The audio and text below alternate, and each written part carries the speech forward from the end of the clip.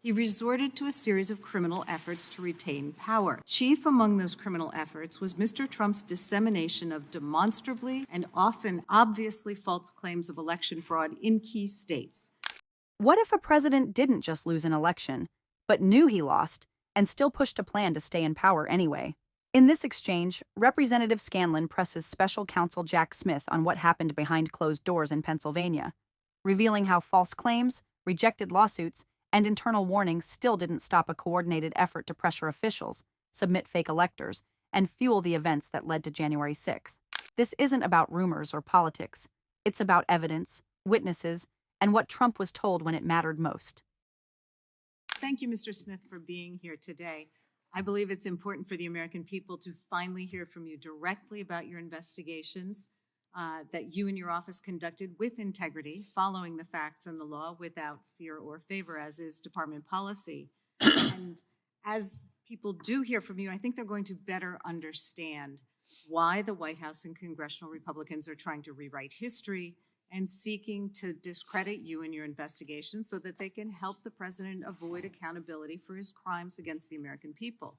So I'd like to move on from some of these baseless conspiracy theories we've been hearing and focus on your actual work as special counsel. In volume 1 of your report, you concluded that when it became clear that Mr. Trump had lost the election and that lawful means of challenging the election results had failed, he resorted to a series of criminal efforts to retain power. Chief among those criminal efforts was Mr. Trump's dissemination of demonstrably and often obviously false claims of election fraud in key states, claims that Donald Trump himself knew weren't true. In order to pressure officials to ignore vote tallies and submit fraudulent certificates of fake electors to Congress, he repeated these false claims and ultimately used them to direct an angry mob to attack the Capitol. So I represent southeastern Pennsylvania, which was one of the states targeted by Mr. Trump's criminal efforts. So being mindful of the clock, I wanted to try to explore 3 topics. First, the evidence that Trump made false claims of election fraud in Pennsylvania, knowing they were false. Second, the evidence concerning the submission of fake elector certificates from Pennsylvania to Congress. And third, why the evidence and witnesses concerning Trump's efforts in Pennsylvania were so compelling. So first up, in your report and deposition, you detailed the overwhelming evidence that Trump had lost Pennsylvania, and he knew it. Despite this, he and his co-conspirators continued to make false statements about that result to advance their criminal plan. Can you describe the evidence that these were false claims and they knew they were false, including statements by election officials, court cases, and conversations between Trump and his Republican allies in the state? Sure. What springs to mind most immediately is I recall one particular claim that there were more votes than ballots than had been sent out. This was a claim that was obviously false because many even in the campaign knew that the reason for that discrepancy is we were talking about 2 different elections. One was the primary and one was the general election. My team interviewed Rudy Giuliani regarding that claim, and he admitted it was wrong. He admitted flat out that that was a mistake. And so that's one of several. With respect to witnesses in Pennsylvania, what springs to mind is the chair of the Republican Party, I believe, in Pennsylvania. This is relatively early, shortly after the election, had informed Donald Trump that the idea that fraud was the reason was not accurate. It was because of the counting of mail-in ballots, which was totally normal in this process. And again, this is someone who is a Republican who supported Donald Trump, wanted him to win. I submit he would have been a credible witness at trial. And I mean, a second part of this, in addition to making false claims about election results that they knew were false, and your deposition and report go into this in some detail, there was also this fraudulent elector plan where Trump and his co-conspirators solicited folks who had been planning to be Trump electors if he won and asking them to submit fake certificates to Congress. And I think what you found was pretty remarkable, including a former congressman who told the co-conspirators that this was illegal and it was an attempt to overturn the government. Is that right?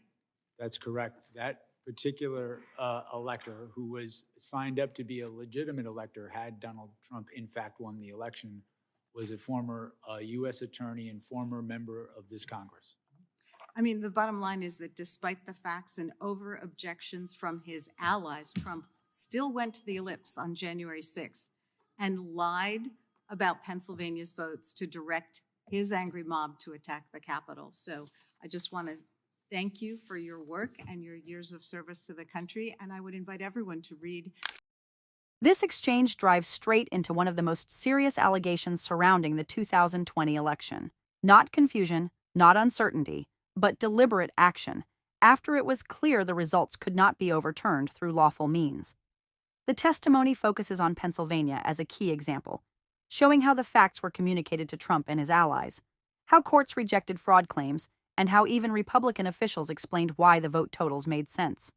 Despite that, the false narrative continued, not by accident, but after being corrected by people inside his own political circle. What stands out is how Jack Smith describes the internal awareness that key claims were wrong. The story about more votes than ballots wasn't just inaccurate. It was known to be inaccurate by people inside the campaign. Giuliani admitting that the claim was a mistake undercuts the idea that this was a good faith misunderstanding. It shows that the campaign had access to the truth, and that the truth did not stop the messaging. That matters because it changes the nature of the conduct from confusion to persistence in spreading claims that insiders already knew could not hold up. The testimony also brings attention to how Republican officials in Pennsylvania, including party leadership, told Trump directly that the outcome was not the result of fraud. They explained the impact of mail-in voting and how ballots were counted. These were not political enemies trying to hurt him. These were allies who wanted him to win. Their warnings make it harder to argue that Trump was operating in the dark. The record described here shows that he was informed, corrected, and still chose to move forward with claims that had already been discredited. The fake elector scheme adds another layer of seriousness. This was not just rhetoric at rallies or on social media. It involved efforts to submit certificates that did not reflect the real outcome of the election. The fact that a former U.S. attorney and former member of Congress warned that this was illegal and an attempt to overturn the government is critical. That warning signals that people involved understood the legal risk and the nature of what was being attempted. It wasn't a technical gray area. It was described internally as something that crossed a clear line. The testimony also connects these actions to what happened on January 6th. Trump's continued statements about Pennsylvania, even after courts, officials, and advisors rejected the fraud claims, are shown as part of the buildup that directed anger toward Congress. The idea presented here is not that events unfolded randomly, but that false claims were used to maintain pressure and justify extreme actions. When a leader repeats claims that he has been told are false, the consequences extend beyond politics and into public safety and democratic stability. This exchange reinforces why investigators focused so heavily on what Trump knew and when he knew it. The evidence described is meant to show knowledge, intent, and persistence.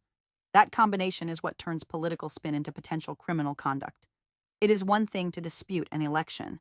It is another to continue pushing claims after being told repeatedly they are wrong, while also supporting efforts to create alternate slates of electors. For viewers, the significance lies in how methodical this picture is. It is built from interviews, internal communications, court rulings, and statements from Trump's own allies. It paints a picture of a campaign that was informed of reality but chose a different path. Whether one supports Trump or not, the facts presented here raise serious questions about responsibility, accountability, and how far a leader can go in trying to hold on to power. In the end, this exchange is not just about Pennsylvania. It reflects a broader pattern described by investigators: rejected legal challenges, continued false claims, and coordinated pressure campaigns. It shows how institutions, officials, and even party allies became part of the record explaining that the election was not stolen, yet the effort to change the outcome continued anyway. That is why this testimony remains central to understanding what happened after the 2020 election, and why it continues to shape the legal and political consequences still unfolding today.